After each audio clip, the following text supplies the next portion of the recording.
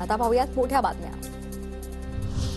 राज्यामध्ये कोरोनाचे 11 नवे रुग्ण, एकूण सक्रिय रुग्णसंख्या 45 वर पोहोचली असून मुंबईमध्ये सर्वाधिक 27 रुग्ण, तर ठाण्यामध्ये 8, रायगडमध्ये 1, पुण्यामध्ये 8, कोल्हापुरात एका रुग्णाची नोंद।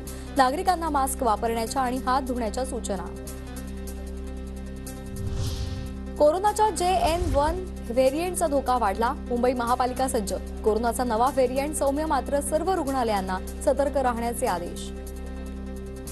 JN.1 ती ओमिक्रॉनचाच एक सब व्हेरियंट आहे आणि WHO त्याला व्हेरियंट ऑफ इंटरेस्ट म्हणून पदवी दिली आहे, म्हणजे की त्यांना डिक्लेअर केलेलं आहे। आणि ह्याच्यामध्ये आतापर्यंत जे केसेस बघितले ते सगळे सौम्य म्हणजे माइल्ड प्रकारचेच आहे आणि त्या जो व्हेरियंट आहे ते असे प्रकारचे व्हेरियंट्स कोविडमध्ये असतात आणि हा जो व्हेरियंट आहे ते आतापर्यंत जे काय आपल्याला माहिती सापडलेली आहे त्यामध्ये ते माइल्ड। संसद घुसखोरी प्रकरणामध्ये विरोधकांनी उत्तर मागितलं तर त्यांचं निलंबन करण्यात आलं। आजवर असं कधीही पाहिलं नाही, आता जनता सरकारला उत्तर देईल। संसद परिसरातील आंदोलनामधून शरद पवारांचा केंद्रावर निशाणा। देश की जनता ये सब देखिए और इसकी जबरदस्त कीमत देश की जनता उसी समय पर वसूल करेगी, इसका मुझे पूरा विश्वास। संसदेतील घुसखोरीवर संसदेमध्ये बोलायचं सोडून पंतप्रधान, गृहमंत्री बाहेर बोलतात। हा लोकशाहीच्या मंदिराचा अवमान। मल्लिकार्जुन खरगे यांची केंद्र सरकारवर टीका। शुक्रवारी जंतर मंतरवर आंदोलनाची ही घोषणा।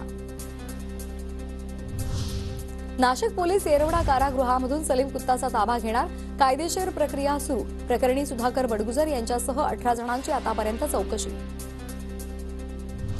पुण्यामध्ये चंद्रकांत पाटलांच्या पत्रकार परिषदेमध्ये गोंधळ, अनोळखी व्यक्तीनं प्रश्न विचारल्यानंतर चंद्रकांत पाटील गडबडले। अनोळखी व्यक्तीची तपासणी करण्याच्या सूचना। इंदापुरातील बावडा इथल्या शिवाजी विद्यालयातील विद्यार्थ्यांच्या सहलीच्या बसला भीषण अपघात, शिक्षकाचा जागीच मृत्यू, तर एका शिक्षकासह 6 विद्यार्थी जखमी झाल्याची माहिती। एसआरए प्रकल्पातील सदनिका 5 वर्षात विकता येणार, मंत्रिमंडळाच्या बैठकीमध्ये हिरवा कंदील। मुंबईतील जवळपास 2.5 लाख झोपडपट्टी धारकांना मोठा दिलासा।